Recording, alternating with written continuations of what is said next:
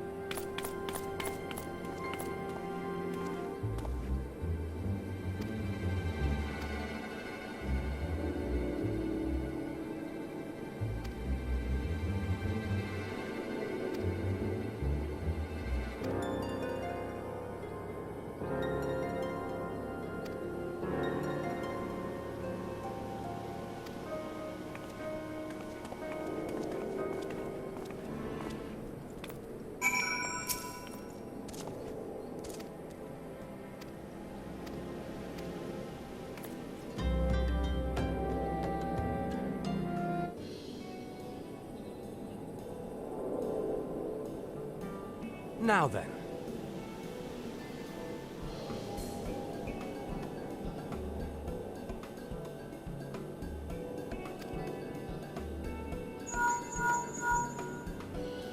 Tis I. The situation may be more complicated than we anticipated.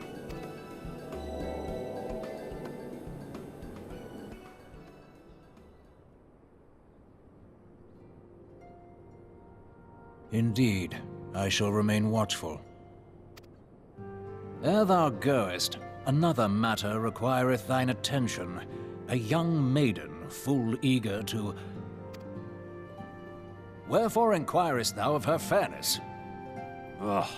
Very well. Be she damsel or devil, I shall direct her steps to Revenant's toll. Save thine insinuations for one given to such impropriety. Thou shalt not find me amenable.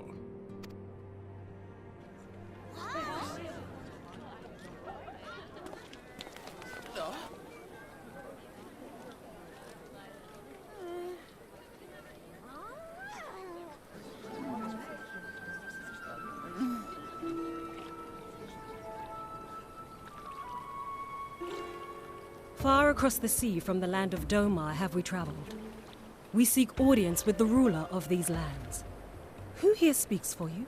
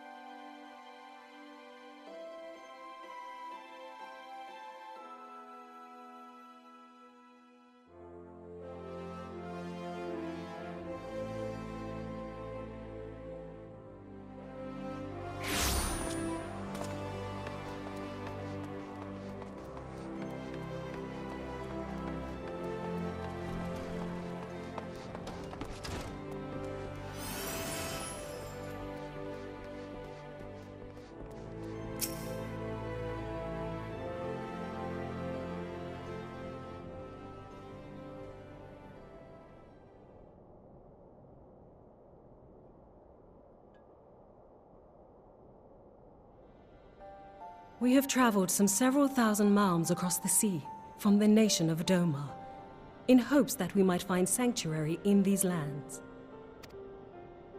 Sanctuary, Lady Yugiri?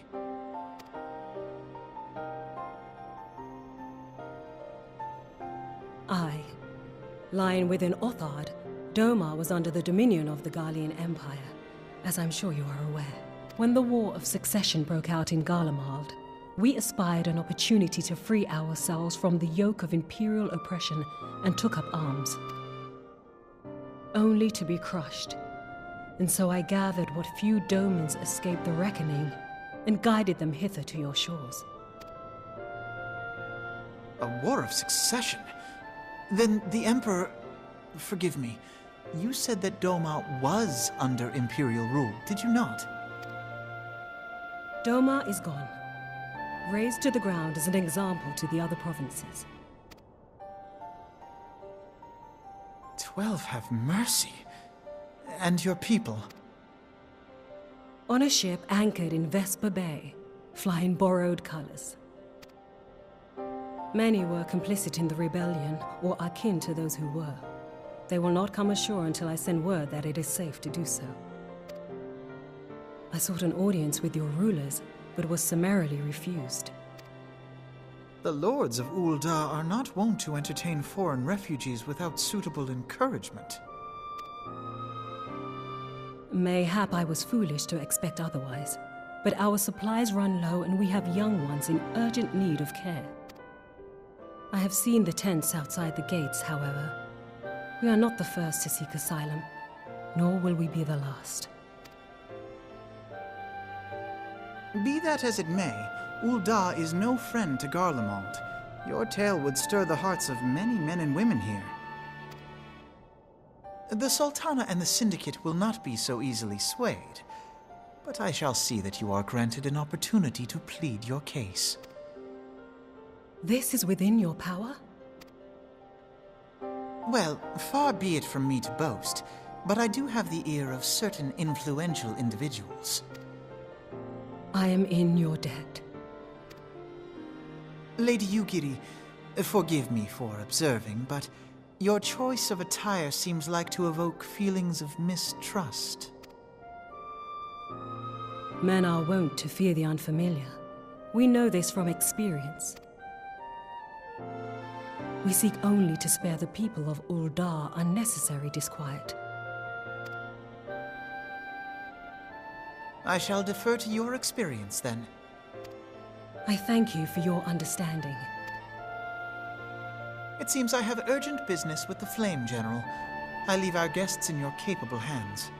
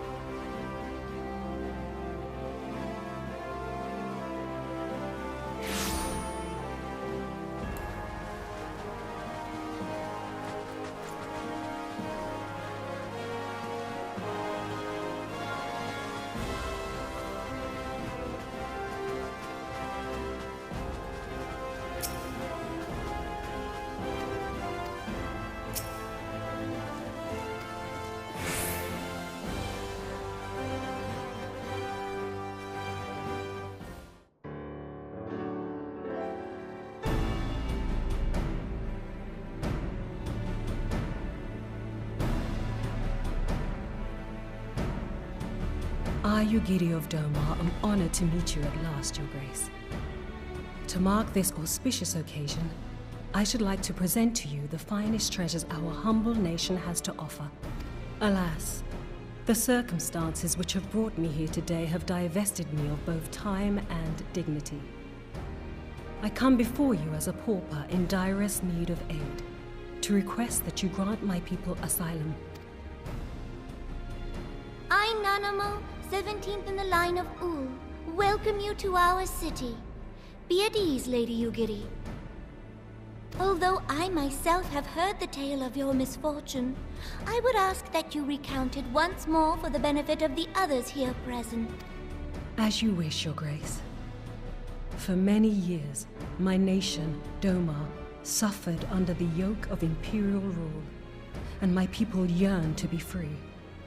Thus, when a war of succession broke out in Garlemald, we sought to take advantage of the chaos and reclaim our liberty.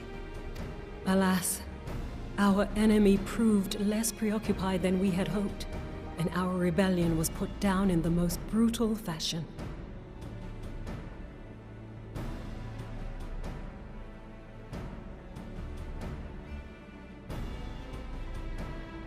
Those who survived, how many do they number?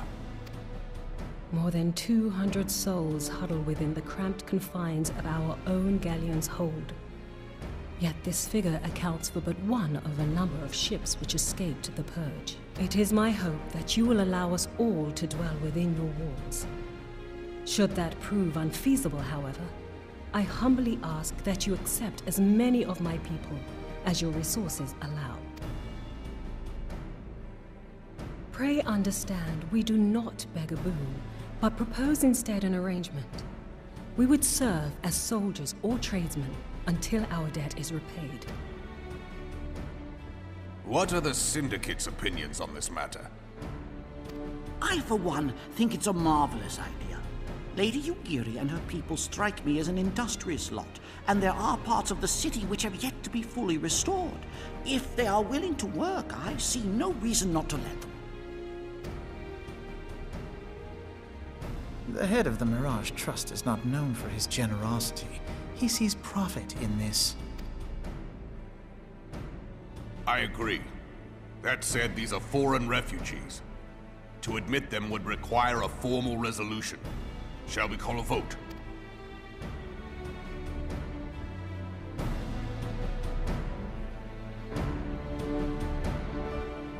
The law is the law. Lord Lolorito? Tell me, are you blind or willfully ignorant? Even now, our streets are choked with the displaced victims of the Calamity and Alamigan refugees. They live hand to mouth, subsisting on aid provided by the immortal flames, the cost of which grows ever higher. The wealth of Ul'dah is not without limits, my friends. And need I remind you that these refugees are prone to violence and criminal activity? You have all read the reports, I think. Without homes or employment, it is only a matter of time before men grow desperate and take that which they imagine has been unjustly denied them. Yet, knowing this, you would have us swell their ranks. Mayhap you think the brass blades and the flames are not hard-pressed enough? Some say the chairman of the East Aldenard Trading Company passes Gil thrice daily. This may explain how he came to be the wealthiest man in Ul'dah. Or it may simply be that he's ruthless beyond reckoning. Surely the Sultanate can support the few hundred domins Lady Yugiri represents. That our resources have been taxed, I do not deny. But we are hardly in danger of financial collapse.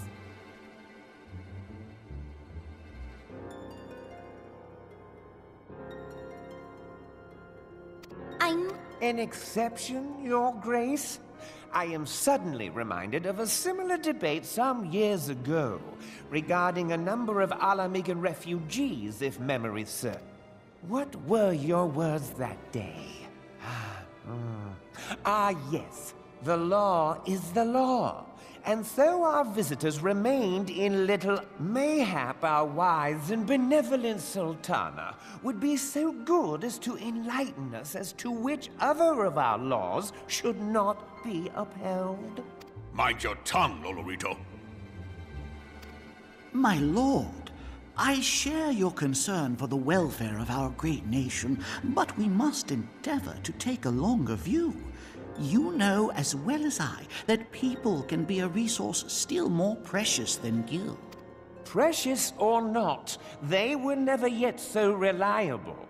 And unlike those who frequent your establishment, I have no desire to gamble with my future. Uldar's greatest asset is, and has ever been, her material wealth. We risk this at our peril.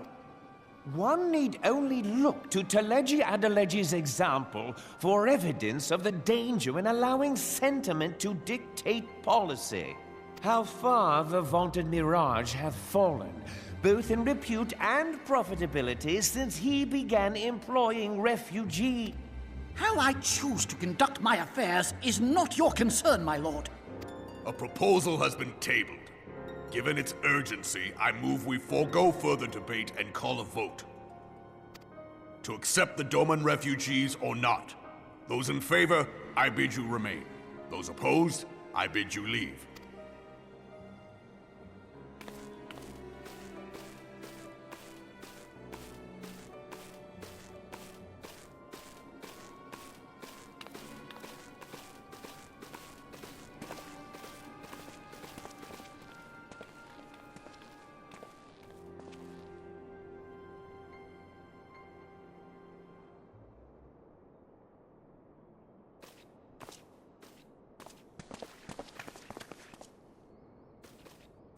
Would that it were within my power to welcome you and your people, Lady Yugiri. As you have observed, however, my authority in such matters is regrettably limited. Without the consent of the Syndicate, I cannot act. I understand, Your Grace. And I appreciate all that you have done on our behalf. The nerve of the man! If that bastard had not forsaken the eastern trade route, little Alamigo would now be thriving. Oh, that you should have traveled so far under such dire circumstances, only to be refused in this manner is utterly unconscionable. Pray, accept my sincerest apologies.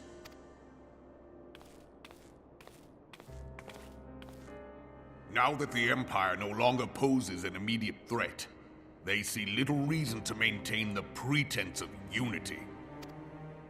The Monitorists have grown especially defiant of late. Lord Lolorito most of all. But this is neither the time nor place for that discussion.